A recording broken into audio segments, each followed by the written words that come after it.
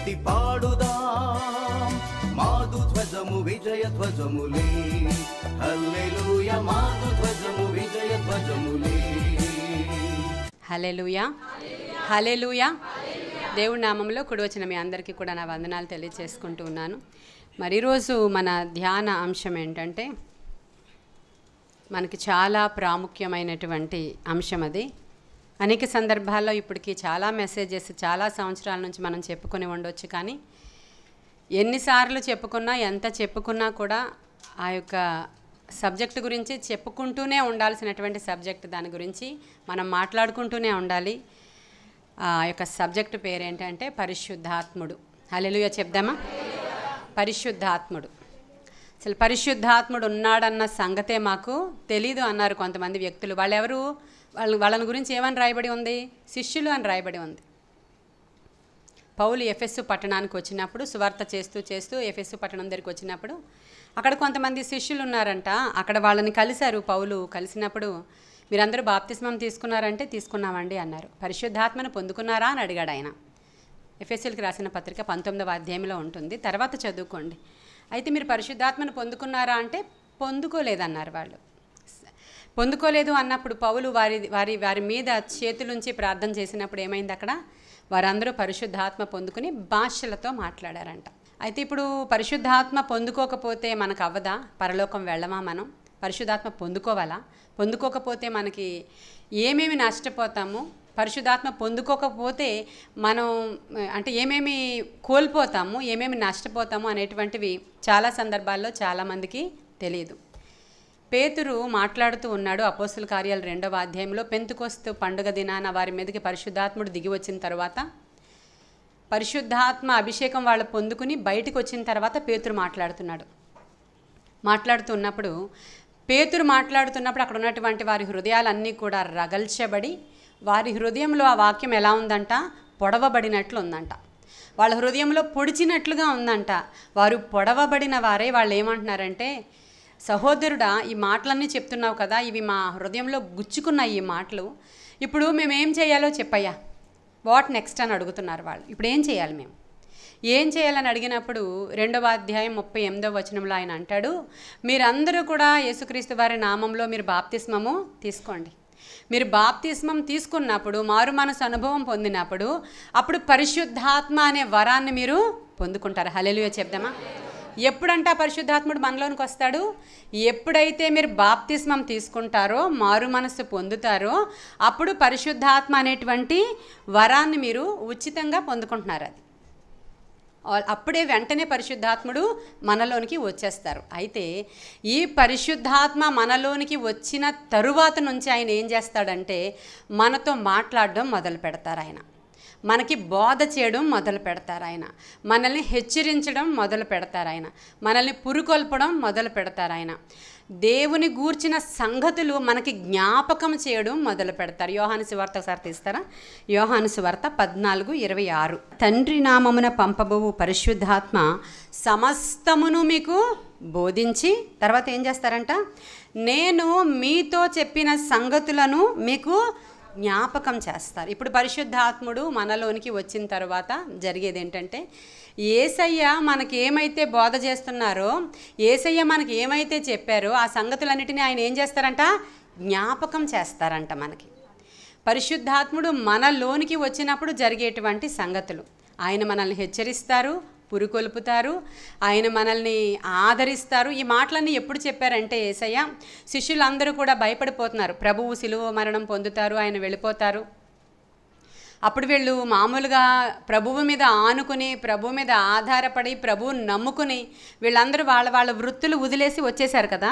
జాలరి వృత్తి నుంచి, లూకా వైద్య వృత్తి నుంచి, మాథ్యూ ఆ కస్టమ్స్ ఆఫీసర్ అయిన వీళ్ళందరూ ఆ వృత్తులు విడిచిపెట్టి ప్రభువుని వెంబడించి వచ్చేసారు. ఇప్పుడు ప్రభువు వెళ్ళిపోయేటువంటి సమయం ఆసన్నమైందని తెలిసినప్పుడు వాళ్ళందరూ భయపడిపోయి, ప్రభువా నీవు వెళ్ళిపోతే ఎలాగా, మేము అనాథలం అయిపోతామని అడిగినప్పుడు ప్రభువు చెప్పినటువంటి మాటలవి, నేను వెళుతున్నాను కానీ నాకు మారుగా మీ మధ్యలోనికి ఆదరణకర్త వస్తాడు. హల్లెలూయా. ఆయన మిమ్ములను సర్వసత్యములోనికి నడిపిస్తారు. నేను ఎప్పుడు కూడా మిమ్మల్ని అనాథలుగా విడవను. హల్లెలూయా. పరిశుద్ధాత్ముడు మనలో ఉంటే జరిగేటువంటి గొప్ప కార్యాలు చాలా గొప్పవి. అలాని ఎవరు మారు మనసు పొందుకున్నారో, ఎవరు బాప్తిస్మం తీసుకున్నారో, ఇంకా వాళ్ళందరి దగ్గర పరిశుద్ధాత్ముడు అలా స్టిక్ అయి ఉండిపోతారు, ఇంకా ఆయన వెళ్ళరు, మనం ఏం చేసినా ఆయన మనలోనే ఉంటారు అని అనుకోవడానికి ఎంత మాత్రం కూడా వీల్లేదు. ఆయన పేరు ఏం పేరు? పరిశుద్ధ ఆత్మ. ఆయన పేరు పరిశుద్ధ ఆత్మ. మనం పరిశుద్ధంగా ఉంటేనే ఆయన మనలో ఉండగలుగుతారు. మనం పరిశుద్ధంగా ఉండని పక్షంగా పరిశుద్ధాత్ముడు మనలో ఉండలేకపోతారు. అప్పుడు మనం ఏం చేస్తాము? పౌలు తెస్సలోనికేయులకు పత్రిక రాస్తున్నాడు. 5 చాప్టర్స్ రాశాడు మొదటి తెస్సలోనికేయ రాసిన పత్రికలో. రెండవ తెస్సలోనికేయ రాసిన పత్రికలో 3 చాప్టర్స్ రాశాడు. అది లెటర్, పౌలు రాస్తున్నాడు, అది లెటర్. ఆ ఉత్తరం రాస్తూ ఏమంటాడంటే 5వ అధ్యాయం 19వ వచనంలో మీరు ఆత్మను ఆర్పకుడి అన్నాడు ఆయన. ఏమంటున్నాడంటే ఆయన ఆత్మను ఆర్పకుడి. మీలో కొందరు బద్ధకస్తులు అయిపోయారు, సోమరులు అయిపోయారు. ఆదిలో మీరు ఎన్నో కష్టాలు పడ్డారు, మీ సంఘమంతా చాలా ఇష్టం నాకు, మీరు చాలా బాగున్నారు, మీరు ఇలా ఉన్నారు అలా ఉన్నారు, కానీ ఇప్పుడు మీరు చాలా జాగ్రత్తగా ఉండాలి. మీరు ఏం చేస్తారంటే ఆత్మను ఆర్పకూడదు. అంటే ఆత్మను ఆర్పివేసేటువంటి లక్షణం కూడా ఉంది అని అర్థం చేసుకోవాలి మీరు. ఇప్పుడు మనమందరం ఏం చేయాలంట? లోపల ఉన్నటువంటి ఆత్మను ఆర్పకూడదు. ఆత్మ ఏమవ్వాలంట? ఎప్పుడు మండుతూ ఉండాలంట. హల్లెలూయా. ఎప్పుడు రగులుతూ ఉండాలంట, ఎప్పుడు వెలుగుతూ ఉండాలంట. అలా మనలో ఆత్మ ఉన్నప్పుడు పరిశుద్ధాత్ముడు బలంగా మనలో నుంచి పని చేయడం మొదలు పెడతారు. పరిశుద్ధాత్మని యొక్క కార్యాల గురించి మనకు అందరికీ తెలిసిన విషయం. ఆయన ఎంత బలవంతుడో తెలుసా? మనకి తెలుసా? ఆయన ఎంత బలవంతుడు అంటే తూర్పు గాలి బయలుదేరి వచ్చి ఎర్ర సముద్రాన్ని ఆరిపోచేసిందంట. ఒక సముద్రాన్ని నోటి ఊపిరితో గాలితో ఆర్పివేసినటువంటి పవర్ పరిశుద్ధాత్మ శక్తికే ఉంది. కేవలం మోషే కర్రెలా చాపాడంతే. ఆత్మ అంటే దేవుని యొక్క ఆత్మ తూర్పు గాలి రప్పించాడంట దేవుడు. ఆ గాలి ఎవరు? పరిశుద్ధాత్మకి సాదృశ్యంగా ఉంది. అగ్ని పరిశుద్ధాత్మకి సాదృశ్యంగా ఉంది. నీరు పరిశుద్ధాత్మకి సాదృశ్యంగా ఉంది. మీరు ఈ 3 జ్ఞాపకం చేసుకోండి. నీరు, గాలి, అగ్ని లేనిదే మనుషుడు ఏమన్నా బతుకుతాడా? ఎవరైనా బ్రతకగలరా? అంటే పరిశుద్ధాత్ముడు అంత అవసరమైన వాడు మానవుడికి. ఆయన మనలో రగలాలి, ఆయన మనలో మండాలి, మండుతూనే ఉండాలి. మీరు ఆత్మను ఆర్పివేయవద్దు. ఒకవేళ కానీ ఆత్మను ఆర్పివేశారనుకోండి, ఇప్పుడు మనం వెలిగించిన పొయ్యి ఆరిపోయింది అనుకోండి, అప్పుడు చాలాసేపటి తర్వాత పల్లెటూర్లలో పొయ్యిలు బయట ఉంటాయి అన్నమాట. అది ఆరిపోయిన తర్వాత అప్పుడు బూడిద అంతా కూడా ఉంటుంది పొయ్యిలో. ఐడియా ఉందా అందరికీ? బూడిద ఉంటుంది. కట్టెలు మండిన తర్వాత ఆరిపోయిన తర్వాత బొగ్గులు తయారైతే, లేదంటే బూడిద ఉంటుంది. అప్పుడు చల్లారిపోయినటువంటి బూడిదలో అక్కడ ఉన్నటువంటి పిల్లులు వచ్చి దాంట్లో పడుకుంటాయి. అంటే మండుతున్నప్పుడు పడుకుంటాయా? వచ్చి కుక్కలు వచ్చి అక్కడ పడుకుంటాయా మండుతున్నప్పుడు? చల్లారిపోయిన తర్వాత ఇప్పుడు ఆ జంతువులన్నీ వచ్చి దాంట్లో పడుకుంటాయి. అదే మండుతూ ఉన్నప్పుడు అవన్నీ రమ్మనండి వస్తాయా? కాబట్టి చల్లారిపోయిన స్థితి అంటే మండకపోతే ఏమైపోతుంది? అక్కడ చల్లారిపోద్ది, ఖచ్చితంగా చల్లారిపోద్ది. చల్లారిపోయినటువంటి స్థితి ఎటువంటిది అని బైబిల్ కంపేర్ చేస్తుంది అంటే, మనుష్యుడు చల్లబడిపోయింది ఇంక ఒళ్ళంతా లాభం లేదు అంటారు. అది ఏ స్థితి అండి? చాలా బాగా తెలుసు కదా మనందరికీ. ఒళ్ళంతా చల్లబడిపోయిందండి, ఇంకా కొంచెం కూడా వేడి లేదు, నాడి కూడా కొట్టుకోవట్లేదు, అంతా చల్లగా అయిపోయిందండి అంటే చనిపోయినటువంటి వ్యక్తివాడు అని అర్థం. అంతే కదా? పరిశుద్ధాత్మలో కూడా నువ్వు చల్లగా అయిపోతే నువ్వెవరివి? చచ్చిన వాడవే నువ్వు. పరిశుద్ధాత్మ అంత ప్రాముఖ్యమైనది. మరి నువ్వు బాప్తిస్మం తీసుకున్నది మొదలు ఈ రోజు వరకు ఆయన నీలో రగులుతూ ఉన్నాడా? ఆయన మండుతూ ఉన్నాడా? ఆయన నివాసం ఉండడానికి యోగ్యంగా నీ గృహం ఉందా? నీ యొక్క హృదయం ఉందా? అసలు ఉన్నాడా ఆయన లోపల? ఇది ఎవరికైనా తెలుసా? ఆయన మనకి లోపల ఉన్నారు అనడానికి కొన్ని సాదృశ్యాలు బైబిల్లో ఉన్నాయి, ఆయన లేరు అనడానికి కూడా బైబిల్లో కొన్ని సాదృశ్యాలు ఉన్నాయి. మరి ఈరోజు ఇక్కడ కూర్చున్న మనలో చాలామంది అనుకుంటారు పరిశుద్ధాత్మ కొంతమందికే, అది ఎవరో బాగా ప్రార్థనలు చేసే వాళ్ళకి వస్తుంది, ఎవరో చాలా ఎక్కువగా దేవునితో కనెక్ట్ అయిన వాళ్ళకి వస్తుంది, లేదంటే రెగ్యులర్గా ప్రేయర్స్కి వెళ్ళే వాళ్ళకి, ఆడవాళ్ళకి వస్తుంది, మగవాళ్ళకి రాదు. అవునా? మరి ఆడవాళ్లే ఎందుకు ఎక్కువ రియాక్ట్ అవుతారు? ఆడవాళ్లే ఎందుకు ప్రార్థనలకు వస్తారు? ఆడవాళ్ళకి సంబంధించిందా పరిశుద్ధాత్ముడు? కాదండి. దావీదు అంటాడు, ఎంత భయమో దావీదుకి, అయ్యా నీ ఆత్మను నా యొద్ద నుంచి తీసివేయొద్దయ్యా, నీ సన్నిధిని నా దగ్గర నుంచి త్రోసివేయద్దు, నీ సన్నిధిలో నుంచి నన్ను త్రోసివేయొద్దు, నీ ఆత్మను నా యొద్ద నుంచి తీసివేయొద్దు అని వేడుకుంటాడు. దేవుని యొక్క ఆత్మశక్తి యొక్క విలువ తెలిసిన రాజు ఆయన. హల్లెలూయా. అందుకనే ఆయన అంటే దేవుడికి చాలా ఇష్టం. నా హృదయానుసారుడు ఆయన. నా హృదయంలో ఏం ఆలోచించుకుంటానో దావీదు అదే ఆలోచిస్తాడు. నా హృదయానుసారుడు దావీదు. అందుకని దేవుని ఆత్మ చేత దావీదును నింపినప్పుడు ఆ అభిషేక బలము చేత గొల్లియాతును జయించాడు. అవునా కాదా? ఇప్పుడు మన జీవితంలో అనేక గొల్లియాతులు ఉంటాయండి. మనం జయించలేకపోవడానికి కారణం మనము దేవుని యొక్క ఆత్మను సరిగా మనము లోపల మండింప చేయట్లేదు. ఆయన ఆత్మ బలాన్ని మనం ఆశ్రయించట్లేదు. పరిశుద్ధాత్మ శక్తికి ఇంక అసలు దేనితో కంపేర్ చేయడానికి వీల్లేదు. అంతటి బలమైనటువంటి శక్తి పరిశుద్ధాత్మ శక్తి. మరి మన లోపలికి పరిశుద్ధాత్ముడు ఉండాలి, ఆయన శక్తి లోపలే ఉండాలి అంటే మనం అనుక్షణం కూడా రగులుతూ ఉండాలి, మండుతూ ఉండాలి. మనం మండుతూ అనేకులను మండిస్తూ ఉండాలి. దేని ద్వారా మండుతూ ఉంటాం మనము అంటే దేవుని యొక్క వాక్యము ద్వారానే మండుతాం మనం. యేసుక్రీస్తు ప్రభువారు ఒక దినాన ఈ అమ్మాయి అనేటువంటి ఒక గ్రామానికి నడిచి వెళుతున్నారు పునరుద్ధానుడు అయిన తర్వాత. నడిచి వెళుతున్నప్పుడు కొంతమంది శిష్యులు, 2 శిష్యులు ఆ గ్రామం గుండా ప్రయాణం చేస్తూ ఉంటే వాళ్ళతో పాటు ఈయన జాయిన్ అయ్యారు. అక్కడ రాయబడి ఉంటుంది మార్కు సువార్త లాస్ట్లో, ఆయన మారు రూపంలో ఉన్నాడు అక్కడ అని రాయబడి ఉంటుంది అక్కడ. ఆయన నడిచి వాళ్ళతో వెళ్ళిపోతూ ఏంటి సంగతులు అని మాట్లాడుతుంటే, ఏమీ లేదు, ఇలా జరిగిందంట, ప్రభువుని ఎవరో ఎత్తుకొని పోయారంట, ప్రభు పునరుద్ధానుడు అయ్యారంట, సో అండ్ సో అని లేఖనాల్లో ఇలా రాసుంది, లేఖనాల్లో అలా ఉంది, లేఖనాలను ఎత్తిపెట్టి మాట్లాడుకుంటున్నారు. లేఖనాలను గూర్చి వారు మాట్లాడుకొని చుండగా ఆ ఇద్దరి యొక్క హృదయాలు ఏమైనాయి అంట, మండిని అంటండి. హల్లెలూయా. మొదటి సూచన మీకు ఇక్కడ మనం వాక్యం మాట్లాడుతున్నప్పుడు, నేను వాక్యం మీకు చెప్తూ ఉన్నప్పుడు మీ హృదయాలు మండుతున్నాయా? మీ హృదయాలలో ఒకలాంటి మంట పుడుతుందా? అయితే పరిశుద్ధాత్ముడు ఇంకా మీలో ఉన్నాడు. ప్రియమైన దేవుని బిడ్డలారా, ఎలా తెలుస్తుంది మాకు పరిశుద్ధాత్ముడు మాలో ఉన్నాడన్న సంగతి అని అడిగితే, ఖచ్చితంగా వాక్యము మాట్లాడుతూ ఉంటే మన హృదయాలు మండాలి. వాక్యము మన హృదయాల్ని మండిస్తుంది. ఆ వాక్యము మనలోనికి వచ్చినప్పుడు మనం ప్రకాశిస్తాం ఖచ్చితంగా. కాబట్టి మొదటి సూచన ఇదే, వాక్యము మాట్లాడుతూ ఉండగా మా హృదయాలు రెస్పాండ్ అవుతున్నాయా లేదా, మా హృదయాలు రియాక్ట్ అవుతున్నాయా లేదా, మా హృదయాలలో నుంచి ఒక మంట కలుగుతుందా లేదా. అది కలుగుతుంది అయితే పరిశుద్ధాత్ముడు మీలో ఉన్నాడండి. చాలామందిలో ఇంకా వాళ్ళు ఎలా ఉండిపోతారంటే బండలు. ఏ వాక్యమైనా ఆ బండను కదిలించలేదు, ఎన్ని వర్తమానాలైనా వాళ్ళని మార్చలేవు. ఇంకా వాళ్ళు చలనము లేని బండల్లాగా వాళ్ళు కఠినమైన హృదయం గలవారైపోతారు. ఈ యొక్క సిట్యుయేషన్ని పరిశుద్ధాత్ముడు ఏమంటాడంటే, రాతి గుండెను తీస్తాను నేను, మీలో నేను మాంసపు గుండెను పెడతానంటాడు. హల్లెలూయా. ఆ రాతి గుండెను తీసేసి మాంసపు గుండెను పెట్టేది కూడా పరిశుద్ధాత్ముడే. కఠినమైన గజ దొంగలు మార్చబడుతూ ఉంటారు, త్రాగుబోతులు మార్చబడుతూ ఉంటారు, తిరుగుబోతులు మార్చబడుతూ ఉంటారు, తిట్టుబోతులు మార్చబడుతూ ఉంటారు. వీళ్ళందరూ దేనితో మార్చబడుతూ ఉంటారంటే ఆ పరిశుద్ధాత్ముని యొక్క ఆయన సహాయముతో మాత్రమే ఇది జరుగుతుందండి. పరిశుద్ధాత్ముడు లేనిదే ఇవే కార్యాలు కూడా మనము చూడలేము. అయితే వాళ్ళు ఆ సహాయంతోనే మారుతారు. మారిన తర్వాత ఆ పరిశుద్ధాత్మను వాళ్ళలో నిలవబెట్టుకున్నారా లేదా అనేది వాళ్ళు కంప్లీట్గా పర్సనల్. అది ఆయన మారాడు కదా అని జీవితాంతం ఆయనలో పరిశుద్ధాత్ముడు ఉన్నాడా అంటే, ఈ విషయాన్ని ఇక్కడ పౌలు రాయడు. ఏమని? పరిశుద్ధాత్మను మీరు ఆర్పివేయకండి అని ఆయన రాయడు. పరిశుద్ధాత్ముడు మనలోనికి వస్తే మనం మండుతూనే ఉండాలండి. మనం లేఖనాలని చదివినప్పుడు, లేఖనాలను విన్నప్పుడు, లేఖనానుసారంగా మనం నడుస్తూ ఉన్నప్పుడు మనలో మంట రగులుతూ ఉంటే మనం ఇంట్లో కూర్చోలేము. మనము మంట రగులుతూ ఉంటే ప్రార్థనలేమితో ఉండలేము.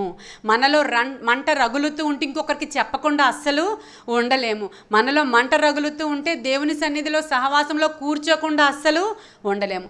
ఇవన్నీ కూడా ఆపోజిట్గా మీరు ఊహించుకోండి. అవన్నీ జరగట్లేదు అంటే పరిశుద్ధాత్ముడు మీలో నివాసము ఉండడం లేదు.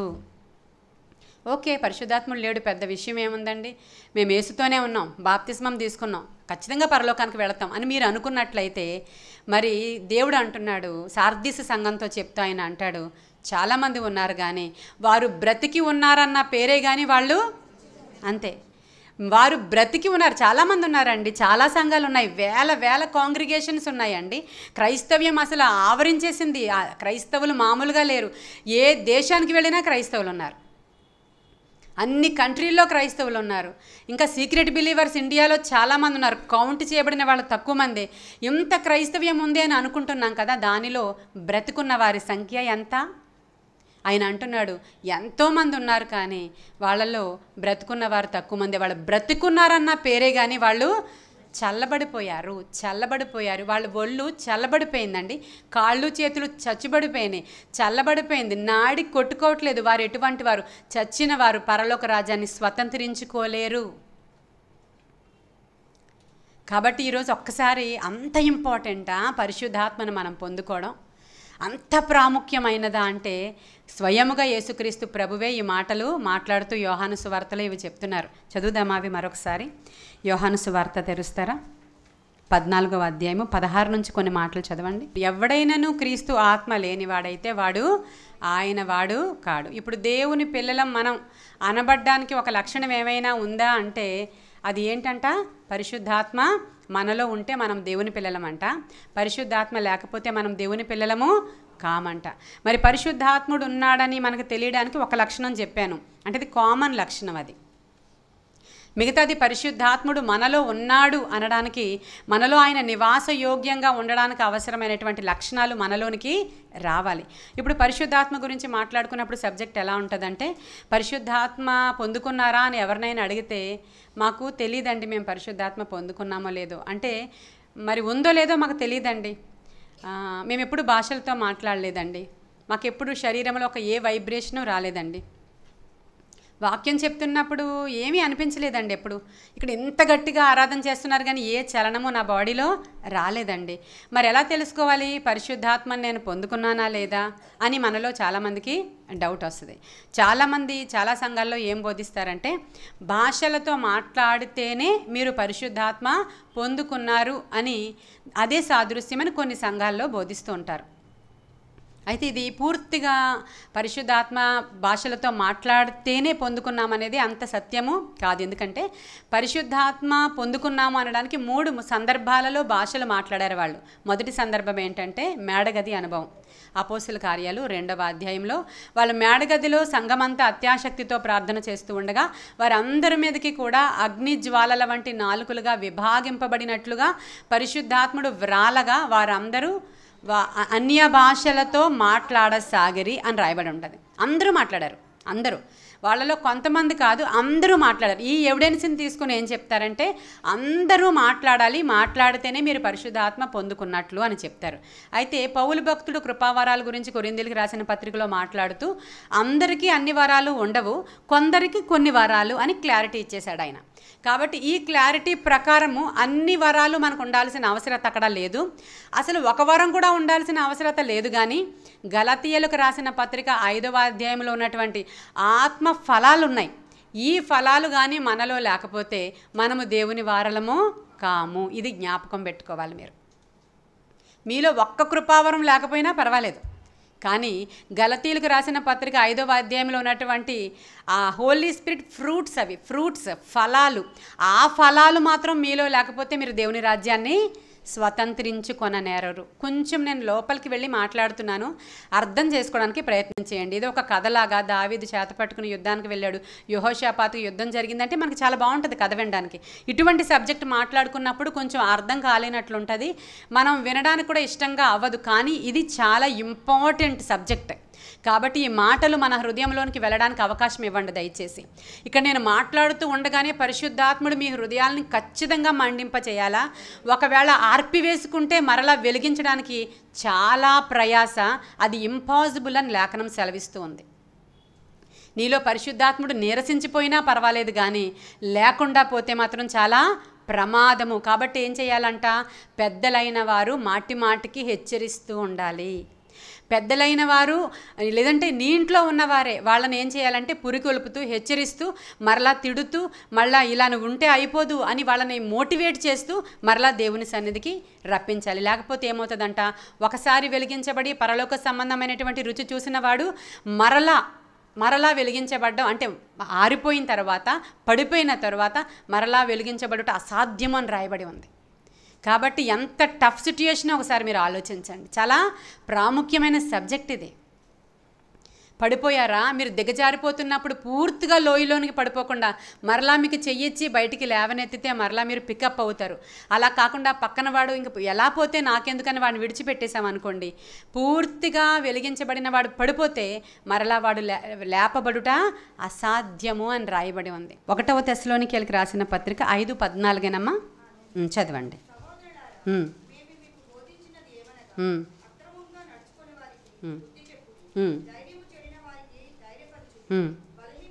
చూడండి, ఒక్కొక్క మాట చదువుతుంది. అక్రమముగా నడుచుకునే వారికి.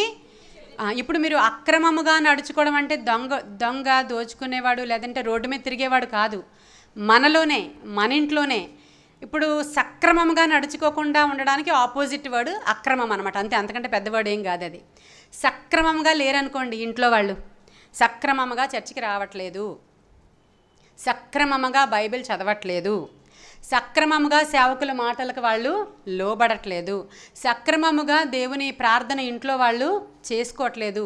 వెలిగించబడిన వాళ్ళ గురించే మాట్లాడుతున్నాడు ఇక్కడ, అన్యుల గురించి మాట్లాడట్లేదండి. మీరు అన్యుల గురించి ఆలోచించకండి, ఇంట్లో రక్షించబడలేని వారి గురించి ఆలోచించకండి. ఇది రక్షించబడిన వారి కొరకు పౌలు ఆల్రెడీ రక్షించబడి చాలా శ్రమపడి చాలా పని చేసినటువంటి సంఘంతో మాట్లాడుతున్న మాటలు ఇవన్నీ. తెస్సలోనికీయులకు అనేటువంటి సంఘంతో పౌలు లెటర్ ద్వారా మాట్లాడుతున్నాడండి. మాట్లాడుతూ అక్రమముగా ప్రవర్తించే వారికి ఏం చేయాలంటండి? బుద్ధి చెప్పండి. ఇప్పుడు ఎవరికి బుద్ధి చెప్పాలి? ఇప్పుడు మీ ఇంట్లో భార్య భర్తకి బుద్ధి చెప్పాలి, భర్త భార్యకి బుద్ధి చెప్పాలి, తల్లిదండ్రులు పిల్లలకి బుద్ధి చెప్పాలి. పిల్లలు కూడా చెప్పొచ్చు ఈ విషయంలో, అమ్మ ఇదివరకు నువ్వు చాలా ప్రార్థన చేసుకుంటూ ఉండేదానివి, ఇప్పుడు నువ్వు సీరియల్ దగ్గర కూర్చుండిపోతున్నావు. అమ్మ ఇదివరకు నువ్వు చాలా ఎక్కువగా మందిరానికి రెగ్యులర్ వెళుతూ ఉండేదానివి, ఇప్పుడు నువ్వు సెల్ ఫోన్తో ఉండిపోతున్నావు. డాడీ ఇదివరకు నువ్వు మమ్మల్ని అందరినీ తిట్టేవాడివి, ఫస్ట్ తీసుకెళ్ళేవాడివి, ఇప్పుడు నువ్వు లేట్ అయిపోతున్నావు. డాడీ ఇదివరకు నువ్వు ఎంతో బాగా ప్రార్థన చేసేవాడివి, ఇప్పుడు నువ్వు టీవీ చూస్తూనే ఉన్నావు. ఇది బుద్ధి చెప్పడం అంటే. మనలో చాలామంది ఏమంటారంటే, వాళ్ళు ఎలా పోతే నాకెందుకండి, చెప్తుంటే గొడవలు అయిపోతున్నాయి. వింటున్నారా? నిజమే చెప్తున్నానా నేను? నిజమే కదండి. నేను చెప్తుంటే గొడవలు అయిపోతున్నాయి, ఇంకా అందుకని వదిలేసానండి. ఎవరి భక్తి వాళ్ళది, ఎవరి రక్షణ వాళ్ళది, ఎవడు బ్రతుకుతాడో వాడు కదా, లాస్ట్కి అలా అయిపోతూ ఉంటాం కొన్ని సందర్భాల్లో. అందుకని అక్రమముగా నడుచుకునే వారికి మీరు బుద్ధి చెప్పాలి. తర్వాత పాయింట్ చూడమ్మా. చాలండి. ఇప్పుడు ధైర్యం చెడిపోయింది చాలామందికి. కార్యాలు దేవుడు చేస్తాడా లేదా, నా భర్తను మారుస్తాడా లేదా, నా బిడ్డకి వివాహం అవుతుందా లేదా, మరి మా సమస్యలు తీరుతాయా లేదా, అన్యుల ముందు మేము ఉన్నామని చాలామంది ధైర్యము చెడిపోయారంట. మన ధైర్యము అంతా కూడా ప్రభువులోనే. మనం ధైర్యంగా ఉండాలి అంటే పరిశుద్ధాత్ముడే మనలోనికి రావాలి. శక్తి చేత కాదు, బలము చేత కాదు, కానీ నా ఆత్మ ద్వారానే. హల్లెలూయా. నీ శక్తి ఎక్కడిది, నీ పవర్ ఎక్కడిది, నీ జ్ఞానం ఎక్కడిది, నీ డబ్బులు ఎక్కడివి? ఇవేవి నీ కార్యాలు చేసి పెట్టలేవు. నువ్వు అనుకుంటున్నావేమో నా భుజబలం గొప్పది, నా బంధుబలం గొప్పది, నా డబ్బులు గొప్పవి, నా ఉద్యోగం గొప్పది, నా కండబలం గొప్పది, నా టాలెంట్తో నేను ఏమైనా చేసేస్తానని నువ్వు అనుకుంటున్నావేమో. నీ శక్తి చేత, నీ బలము చేత కాదు, కానీ నా ఆత్మ ద్వారానే అవి జరుగుతాయి. ఎలాంటివి జరుగుతాయి అంటే, ఒక మహా గొప్ప పర్వతం ఎదురుగా అడ్డుగా ఉందంట జెరుబ్బాబెలుకి. మహా గొప్ప పర్వతం ఎదురుగా అడ్డుగా ఉంటే ఆ గొప్ప పర్వతముతో మాట్లాడుతున్నాడు దేవుడు. ఓ మహా గొప్ప పర్వతమా, ఏ పాటి దానవు నువ్వు, ఎంత మాత్రపు దానవు, జెరుబ్బాబెలుకు అడ్డుగా ఉన్నటువంటి మహా గొప్ప పర్వతమా, నీవు చదును భూమిగా మార్చబడదువుగాక. ఇది శక్తి చేత బలము చేత కాదు, కానీ నా ఆత్మ ద్వారా. హల్లెలూయా. దేవుని ఆత్మ ద్వారా ఇది సాధ్యము. కాబట్టి నీవు ధైర్యం తెచ్చుకోవాలంటే దేవుని ఆత్మ ద్వారానే తప్ప నీకు ఇంకా ఇవి ఏ విధంగానూ నీకు ధైర్యం తెచ్చుకున్నది వ్యర్థము. కాబట్టి దేవుని ఆత్మ ద్వారా ధైర్యం. తర్వాత చదవమ్మా. బలహీనులకు ఏం చేయాలంట? ఊత. ఇప్పుడు ఏం చేయాలా? వాళ్ళు బలహీనులు. ఇంకా అంటే ఇప్పుడు ఒక భార్య భర్త గురించి చెప్తుంది, మరి వాళ్ళు బలహీనుడు అనమాట. ఇంకా అతను అంటే ఆత్మలో బలహీనంగా ఉన్నారు వాళ్ళు. ఆత్మలో ఇంకా వాళ్ళు చాలా వీక్ అనమాట. వాళ్ళకి అసలు అంత ఆత్మశక్తి లేదు, అంత ప్రార్థనా శక్తి లేదు, అంత దేవుని సన్నిధిలోని గడిపేటువంటి సమయం లేదు. వాళ్ళు చాలా బలహీనం అయిపోయారు. లేదంటే మామూలుగా ఫిజికల్గా కూడా బలహీనంగా ఉన్నారు అనుకోండి. అటువంటి వారికి కూడా ఫిజికల్గా తీసుకోండి, స్పిరిచువల్గా తీసుకోండి, ఫైనాన్షియల్గా కూడా తీసుకోండి. ఆర్థికంగా అయినా, శారీరకంగా అయినా, మానసికంగా ఎవరు బలహీనంగా ఉన్నా కొంచెం బలపరిచి వాళ్ళని మీరు బయటకు తీసుకొని రండి. చదివమ్మా.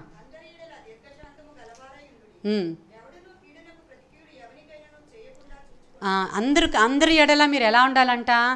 ఆత్మ సంబంధమైన విషయాల్ని పౌలు భక్తుడు రాస్తూ అందరి ఎడల మీరు దీర్ఘశాంతం గలవారై ఉండండి. మరి ఊరికినే కోపం తెచ్చుకోకండి.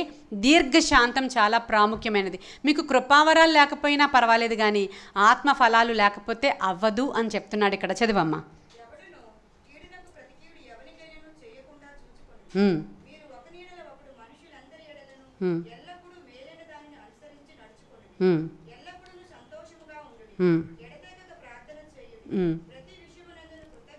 ఎల్లప్పుడూ ఎలా ఉండాలంట?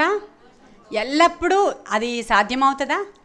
అన్ని సందర్భాలలో మనం ఎప్పుడూ సంతోషంగా ఉండాలంటే పరిశుద్ధాత్ముడు మనలోనికి రావాలండి.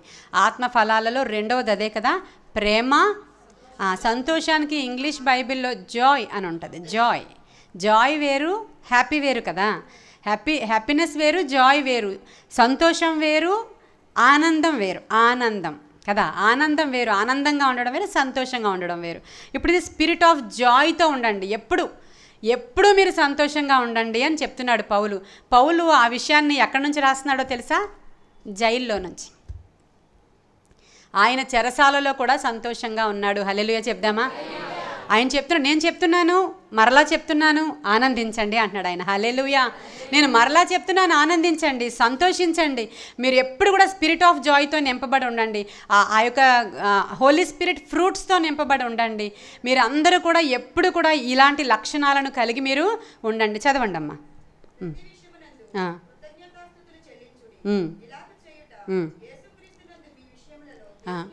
ఇలాగ చేయడం, ఇప్పుడు ఏమేమి అయితే చదివారో ఇలాగ ఉండడం, ఇలాగ చేయడమే దేవుని యొక్క చిత్తం. ఇప్పుడు మీరు అందరూ అడుగుతుంటారు ప్రార్థనలో, ప్రభువా మీ చిత్తం అయితే, అడిగారా ఎప్పుడైనా? ప్రభువా మీ చిత్తం అయితే ఇలా చేయండి, ప్రభువా మీ చిత్తం అయితే అలా చేయండి, ప్రభువా మీ చిత్తం అయితే మేము ఇది చేద్దుమా, ప్రభువా మీ చిత్తం అయితే అది చేద్దుమా, ఇలా వెళ్ళుదుమా, ఇలా తిందుమా, ఇలాంటివన్నీ కూడా మనం ప్రభువుని అడుగుతాం కదా, గైడెన్స్ అడుగుతాం కదా. దావీదు ప్రతిదానికి గైడెన్స్ అడిగేవాడు. భార్యలను తీసుకుని వెళ్ళిపోయారు ఒకళ్ళు వచ్చి. సిక్లగు అనేటువంటి పట్టణాన్ని తగులుబెట్టేసి భార్యల్ని, బిడ్డల్ని, అంటే ఇంత దావీదు వెనకాల ఉన్నటువంటి 600 మంది యొక్క భార్యల్ని, బిడ్డల్ని, గొడ్లని, అన్నిటినీ సంపదని పట్టుకుని వెళ్ళిపోతే ఇప్పుడు అడుగుతున్నాడు, నాయనా నేను వారిని వెంబడించి పోదునా? అంటే ఇంకా వాళ్ళని వదిలేయాలా, వెనకాల వెళ్ళాలా? అది కూడా చిత్తం అడుగుతున్నాడు దావీదు అక్కడ. అప్పటి వరకు ఏడ్చాడు పాపం, చాలా ఏడ్చి నేను పోదునా అని అడిగాడు ఆయన. అప్పుడు దేవుడు ఏమని చెప్పాడు? నువ్వు వెళ్ళు, ఖచ్చితంగా నువ్వు జయం పొందుకుంటావు. హల్లెలూయా. దేవుడు ఎప్పుడు కూడా ఆయన చిత్తము ఏమై ఉందో మనం గ్రహించి ముందుకు వెళ్ళాలి. ఇవన్నీ చేయడమే ఆయన చిత్తం అంట. ఇప్పుడు పౌలు చెప్తున్నాడు, ఇంకా చదువు ఉషా, అక్కడే 19వ వచనం దగ్గరికి వచ్చేసేయాలి. ఇంకా అదే ఇప్పుడు మనం ఇప్పటి వరకు చదివారు కదా, ఇవన్నీ 14వ వచనం దగ్గర నుంచి 19వ వచనం వరకు పౌలు లెటర్ రాస్తూ ఇవి చెయ్యాలి. లాస్ట్ కంక్లూజన్ ఏంటంటే ఆత్మను ఆర్పకుడి. హల్లెలూయా. ఇవన్నీ చేస్తే మీ ఆత్మ ఆరిపోకుండా ఉంటుంది. ఒకవేళ ఇవన్నీ చేయలేదనుకోండి, ఏమైపోతుంది? మీ ఆత్మ ఆరిపోతుంది. చాలా డేంజరస్ సిట్యుయేషన్ అది. చల్లబడిపోయిందంటే ఒళ్ళు ప్రమాదము. చల్లబడిపోయిందంటే నువ్వు చచ్చిన వాడి లిస్టులోనికి వెళ్ళిపోతావు. కాబట్టి ఎప్పుడూ మీరు మండుతూ, అనేకులను మండిస్తూ, రగులుతూ ఉండండి. హల్లెలూయా. మీరు రగులుతూ ఉండాలంటే దాంట్లో ఆయిల్ పోస్తూనే ఉండాలి. అవునా? ఒక దీపము అది నిత్యము వెలుగుతూ ఉండాలంటే దానిలో ఆయిల్ పోస్తూనే ఉండాలి. ఆ ఆయిల్ పోస్తూనే ఉండాలంటే నువ్వు రెగ్యులర్ ప్రేయర్స్కి అటెండ్ అవుతూనే ఉండాలి. నువ్వు రెగ్యులర్ ప్రేయర్స్కి అటెండ్ అవుతూ ఉన్నావంటే నువ్వు మండుతూనే ఉంటావు. నీవు మండుతూ ఉండడానికి ఉపవాసము, ప్రార్థన చాలా ప్రాముఖ్యమైనది. మండుతూ ఉండే వాళ్ళని నువ్వు వ్యతిరేకించొద్దు అని చెప్తున్నాడు ఇక్కడే. నీవు వాళ్ళని నిష్ఠూర పెట్టొద్దు, వాళ్ళకి చెడ్డ మాటలు చెప్పొద్దు, వాళ్ళకి వ్యతిరేకమైన మాటలు చెప్పొద్దని తెస్సలోనికీయులకు రాసిన పత్రికలోనే పౌలు చాలా క్లియర్గా చాలా మంచి మాటలు చెప్తారండి. ఇప్పుడు ఒకసారి మీరు ఇది తీయండి, హెబ్రీయులకు రాసిన పత్రిక 6:4వ వచనం. ఒక్కసారి మీరు వెలిగించబడిన తర్వాత పరలోక సంబంధమైనటువంటి వరాన్ని మీరు రుచి చూశారండి. వరాలు అంటే ఇవన్నీ కూడా రుచి చూశారు. మీరు వెలిగించబడ్డారు. ఎప్పుడో తెలుసు మీకు ఇవన్నీ విషయాలు, మీకు చాలా లాంగ్ బ్యాకే తెలుసు. నేను అసలు ఇంకా పరిచర్యలోనికి రాకమునిపే మీరు ఏ సంఘాలలో సంఘ సభ్యులుగా ఉన్నారో అప్పుడే తెలుసు మీకు పరిశుద్ధాత్మ కొరకు. చదివమ్మా, ఒకసారి చదివమ్మా మళ్ళీ అది. ఈ ఒక్కసారి వెలిగింపబడి అనే పదానికి అర్థం చెప్పాను ఇప్పుడు నేను. మీరు ఎప్పుడో లాంగ్ బ్యాకే మీరు పరిశుద్ధాత్మ కొరకు తెలుసుకున్నారు, పరిశుద్ధాత్మ పొందుకున్నారు, వాక్యం తెలుసుకున్నారు, దేవుని ఆత్మతో నింపబడ్డారు.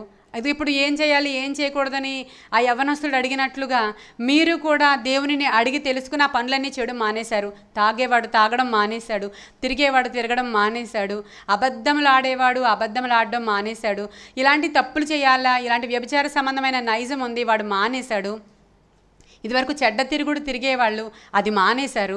అన్నీ మానేసి వెలిగించబడి కొన్ని రోజుల తర్వాత ఎన్నాళ్ళు ఇలాగా చేతులు కట్టుకొని ఉండాలా, ఎన్నాళ్ళు ఇలా మడి కట్టుకొని ఉండాలా, ఎన్నాళ్ళు ఇలా టీవీ చూడకుండా ఉండాలా, ఎన్నాళ్ళు ఇలాగా ఫోన్లో మనకి మనసుకు నచ్చినవి చూడకుండా, ఇదేం కట్టడి, ఇదేమి రిస్ట్రిక్షన్, ఇవేమి రూల్స్, మేము ఉండలేము అని ఎవరైతే మరలా పడిపోయారో, ఒకసారి వెలిగించబడి పరలోక సంబంధమైన రుచి చూసిన తరువాత మరలా చదువమ్మా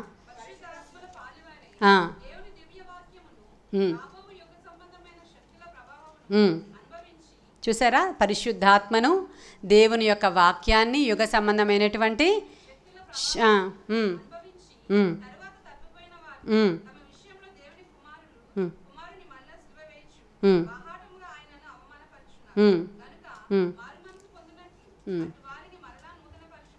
చూసారా అండి.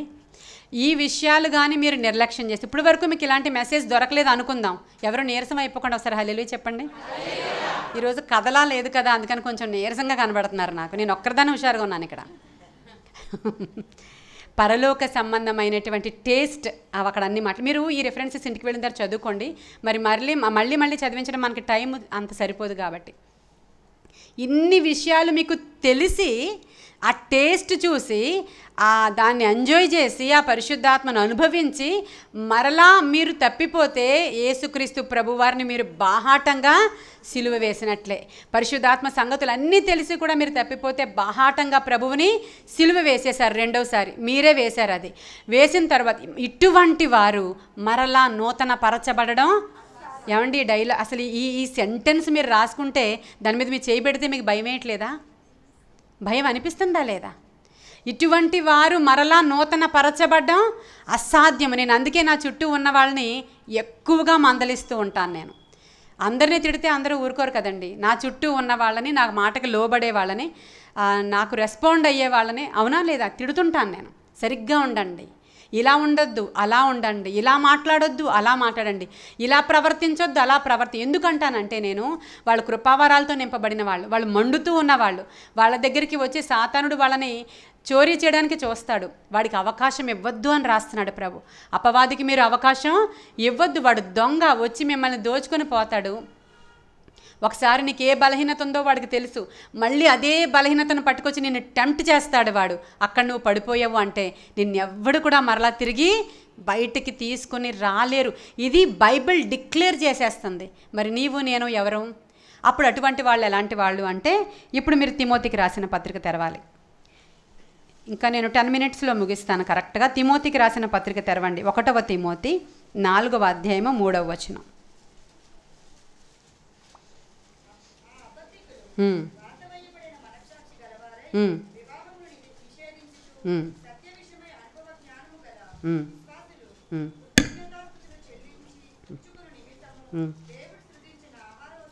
ఇవన్నీ కూడా ఆహారం గురించి రాయబడింది. కానీ వాళ్ళు ఎవరంటే వాత వేయబడిన మనస్సాక్షి గలవారు. ఇప్పటి వరకు మన లోపల నుంచి ఇది రైట్, ఇది రాంగ్, ఇలా వెళ్ళండి, ఇలా వెళ్ళొద్దు, వాక్యం గురించి ఇప్పుడు మనం ఏదైనా మర్చిపోయాం అనుకోండి, మనం మర్చిపోయి ఏదో పని చేసేస్తున్నాం. అప్పుడు పరిశుద్ధాత్ముడంట యేసయ్య ఇలా చెప్పాడు కదా, నువ్వు అలా చేయకూడదు అని పరిశుద్ధాత్ముడు మనకి జ్ఞాపకం చేస్తాడంట.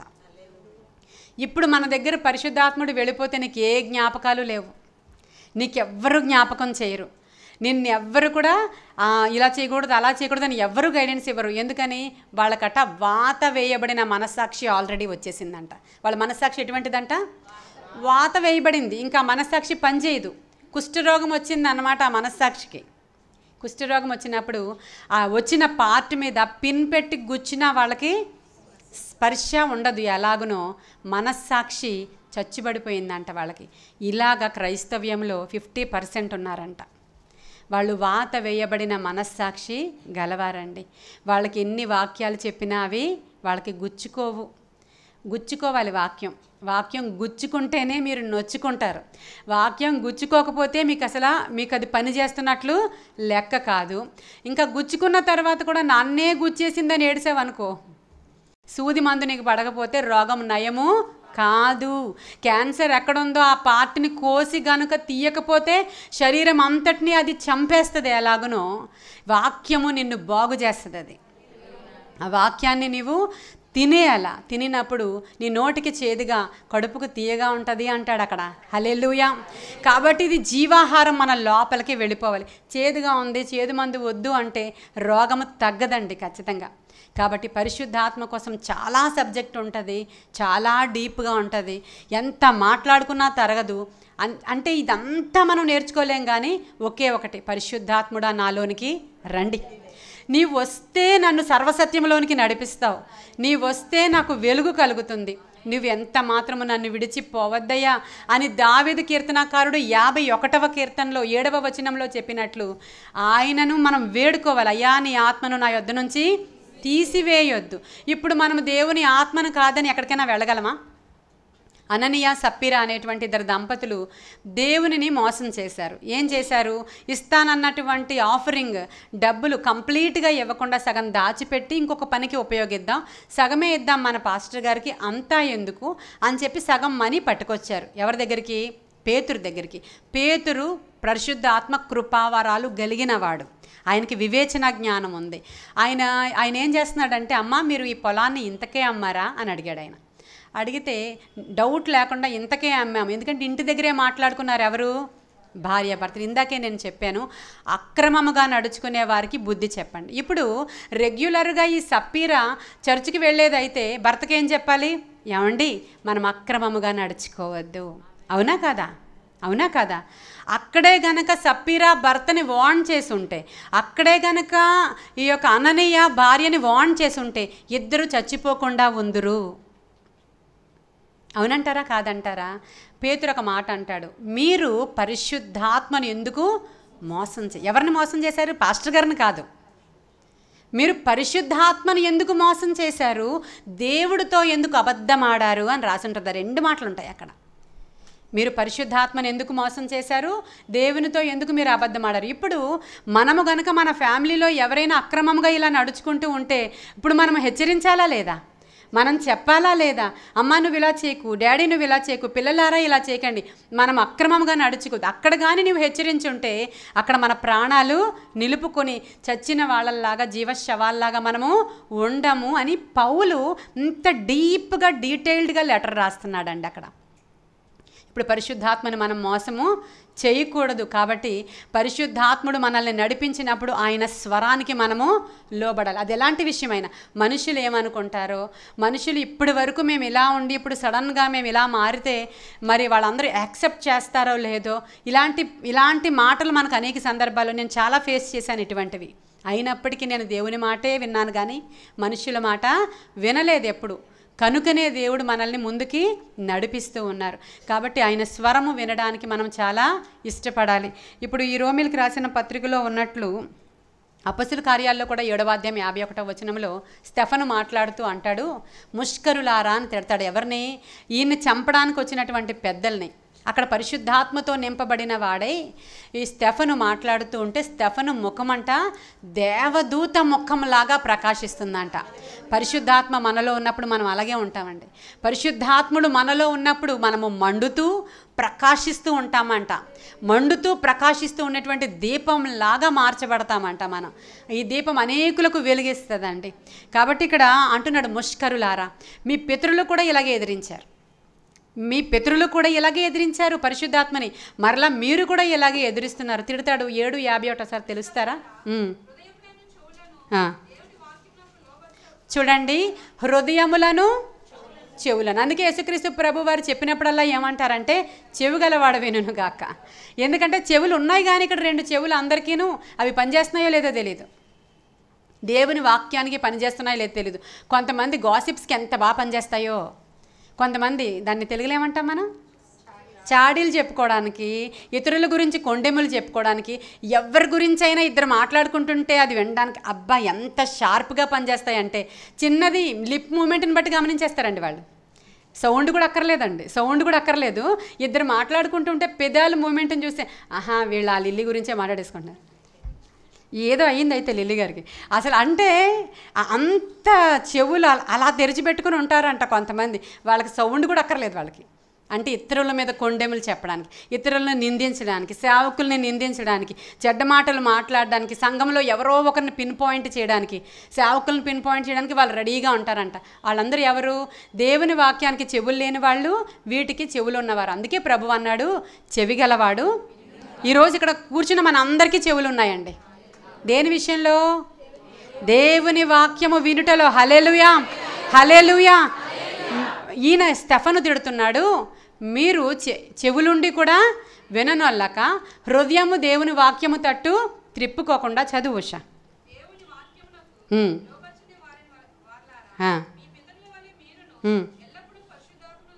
చాలండి, ఆ పాయింట్ చూడండి. మీ పితరుల వలె మీరును పరిశుద్ధాత్మను, అదన్నమాట. వాక్యాన్ని ఎదిరించడం, వాక్యానికి లోబడకపోవడం, దేవుడు ఇలా చెప్పాడమ్మా అంటే దానికి 100 డౌట్లు చెప్పడం, అవునా అని లోబడేటువంటి మనస్సు మనకి లేకపోవడం, ఇవన్నీ కూడా పరిశుద్ధాత్మను ఎదిరించడం. ముష్కరులారా అంటున్నాడు ఆయన. ముష్కరులారా, మీరు కూడా మీ పితరుల్లాగా మీ చెవులు మీ హృదయాలు దేవునికి దూరం చేసేసుకొని పరిశుద్ధాత్మను మీరు ఎల్లప్పుడూ ఎదురిస్తున్నారు అని తిడుతున్నాడు ఆయన. ఇంకా చాలా రిఫరెన్సెస్ ఉన్నాయి కానీ ఈ రోజుకి ఇవి చాలు అనుకుంటున్నాను నేను. అర్థమైపోయింది కదా మనకి సబ్జెక్ట్. ఈరోజు మనకు అత్యవసరమైనటువంటి ఆక్సిజన్ పరిశుద్ధాత్ముడే. ఆయనే ఆక్సిజన్. అది గాలి దొరక్క ఎంతమంది చచ్చిపోయారు కరోనాలో. సూచనలండి ఇవన్నీ కూడా. అదే పరిశుద్ధాత్ముడు నీకు దొరుకు కాలంలో ఆయన ఎప్పటి వరకు ఉంటాడంట. ఎఫ్ఎస్సీలకు రాసిన పత్రికలో ఆ మాట ఉంటుంది. ఎఫ్ఎస్సీ 4:30 చూడండి ఒకసారి. దేవుని పరిశుద్ధాత్మను మీరు దుఃఖపరచొద్దు. అంటే మీరు ఒకటి అర్థం చేసుకోవాలి. ఇప్పుడు పరిశుద్ధాత్ముడు మీలో ఉన్నాడు, ఆయన ఇంకా బయటికి వెళ్ళిపోలేదు. కానీ మాటి మాటికి దేవునికి విరోధమైన క్రియలు మీరు భార్య చూడకపోవచ్చు మిమ్మల్ని, భర్త చూడకపోవచ్చు మిమ్మల్ని, తల్లిదండ్రులు చూడకపోవచ్చు మిమ్మల్ని, బిడ్డలు చూడకపోవచ్చు మిమ్మల్ని. మనల్ని ఎవ్వరు చూడలేని స్థలాలకు మనం వెళ్ళగలం. అంటే మనుషులు ఎవ్వరు చూడలేని స్థలాల్లో మనం తప్పు చేస్తాం. ఎవరు లేనప్పుడు ఒంటరిగా ఉన్నప్పుడు మనం తప్పు చేస్తాం. భార్య లేదు అని అంటే తప్పు చేస్తాం.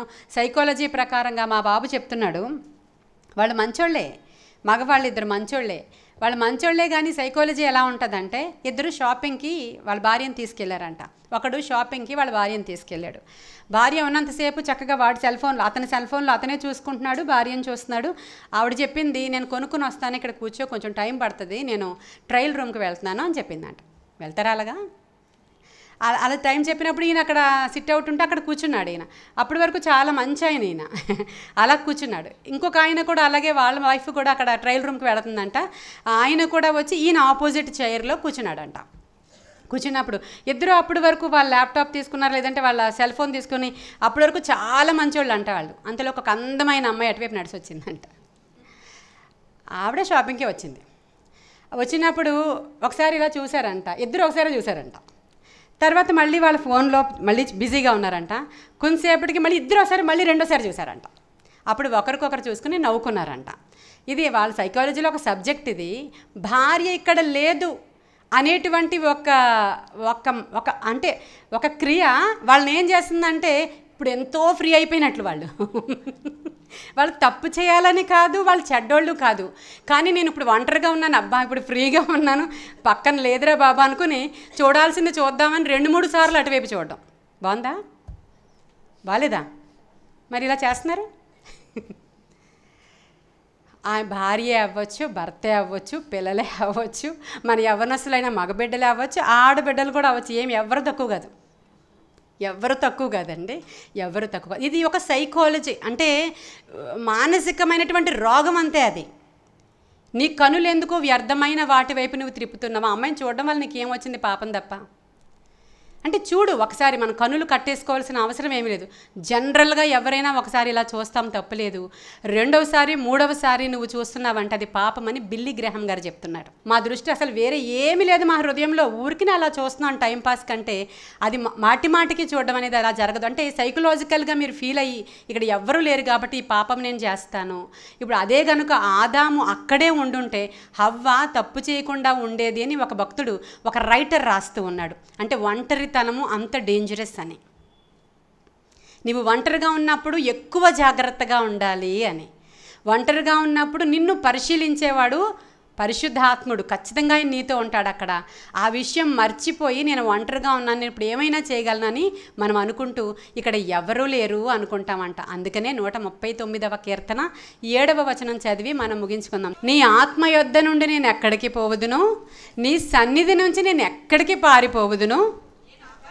నేను ఆకాశంలో ఒకవేళ ఫ్లైట్లో ఫ్లై చేస్తున్నా, ఆకాశానికి ఎలా వెళతాం, లేకపోతే ఫ్లైట్లో వెళితేనే కదా ఎక్కుతాం. ఆకాశంలో ఫ్లైట్లో వెళుతున్నాను అనుకో, అక్కడను నీవు ఉన్నావు. పాతాళంలోనికి వెళ్ళిపోయి అక్కడ పడుకున్నాను అనుకో, అక్కడ కూడా నీవు ఉన్నావు. ఇప్పుడు అంతా సిలిండర్ పెట్టుకొని ముక్కుకి ఏదో పెట్టుకొని చక్కగా ఇన్సైడ్ వెళ్ళిపోయి వజ్ర వైడూర్యాలు వెతకడానికి కిందకి అగాధంలోనికి వెళ్ళిపోయాను అనుకో, సముద్ర దిగంతంలోకి వెళ్ళి ఇక్కడ దేవుడు నన్ను చూడట్లేదు అనుకున్నాడు అనుకో, అక్కడ కూడా నీవు ఉన్నావు. చదివమ్మా. హల్లెలూయా. చూడండి, ఆకాశానికి ఎక్కిపోయినా అక్కడ ఉన్నావు, సముద్ర దిగంతాలకి వెళ్ళినా అక్కడ ఉన్నావు, పాతాళానికి వెళ్ళినా అక్కడ ఉన్నావు, ఎక్కడికి వెళితే అక్కడ ఉన్నావు. నేను ఎక్కడికి పోదునయ్యా. ఈ మాట చూసారా మీరు? నీ ఆత్మ యొద్ద నుంచి నేను ఎక్కడికి పోవుదును. హల్లెలూయా. ప్రతి చోట ఉన్నవాడు ఆయన. ఇప్పుడు నువ్వు ఎంత డేంజరస్ సిచ్యుయేషన్లో ఉన్నా అక్కడ ఉంటాడు ఆయన. పరిశుద్ధాత్ముడు నీతో ఉంటే నీకు భయం లేదు అసలు. ఆయన నిన్ను విడిపిస్తాడు, నడిపిస్తాడు. ఆయన నిన్ను హెచ్చరిస్తాడు, పురుకొల్పుతాడు, ఎత్తుకుంటాడు, హత్తుకుంటాడు, ముద్దు పెట్టుకుంటాడు. ఆయన నిన్ను పడిపోనీయుడు. ఆయన 3 దినాలు ఆయన సమాధిలో ఉండిపోతే ప్రభువు యొక్క శరీరాన్ని లేపిన వాని ఆత్మ. హల్లెలూయా. నీ మృతమైనటువంటి ప్రతి పరిస్థితుల్లో జీవము తెచ్చే ఆత్మ, శూన్యముగా అది సమస్తము నిరాకారంగాను శూన్యముగాను ఉన్న భూమి మీద అల్లాడిన ఆత్మ. నీ జీవితం ఎంత మోడువారిపోయినా ఆయన వచ్చి అల్లాడితే చాలు, దానికి రూపం వస్తుంది. ప్రియమైన దేవుని బిడ్డ, అటువంటి పరిశుద్ధాత్మను నిర్లక్ష్యము చేయకుడి, ఆత్మను ఆర్పకుడి. ఒకవేళ నీవు రగులుతూ ఉన్నప్పుడు ఎవరైనా నీ ఆత్మను ఆర్పడానికి ప్రయత్నిస్తే నువ్వు జాగ్రత్తగా ఉండాలి సుమా. అటువంటి వాళ్ళు కఠినమైన మాటలు నీతో మాట్లాడుతూ నీ ఆత్మను ఆర్పడానికి ప్రయత్నం చేస్తూ ఉంటారంట. ఎందుకన్ని ప్రార్థనలు, ఎందుకన్ని ఉపవాసాలు, ఎందుకన్ని సార్లు మందిరానికి వెళ్ళడం, ఎందుకు రెగ్యులర్గా అంత సిస్టమేటిక్గా నువ్వు జీవించక్కర్లేదని ప్రక్క నుంచి చెప్తున్నారా? అటువంటి వారిని, గద్దించే వారిని జాగ్రత్తగా చూసుకోండి అని పౌలు అక్కడ హెచ్చరికలు చెప్తూ, నువ్వు బద్ధకస్తుడుగా ఉండొద్దు, చచ్చిన వాళ్ళతో సహవాసం చేయొద్దు. చచ్చిన వాళ్ళతో సహవాసం చేస్తే ఏమవుతుంది? అలాగ ఒకసారి ఒక ప్రయోగం చేశారంట. ఒక చనిపోయినటువంటి ఒక వ్యక్తి యొక్క శరీరాన్ని ఇంకొక వ్యక్తికి ఇలా పెట్టి కట్టేస్తే 24 అవర్స్లో ఇతనికి ఏ రోగం లేకపోయినా చనిపోయాడంట. ఈ చల్లదనానికి బ్రతుకున్నటువంటి వ్యక్తి. అది నిజంగా అది సైంటిఫిక్గా ప్రూవ్ అయింది.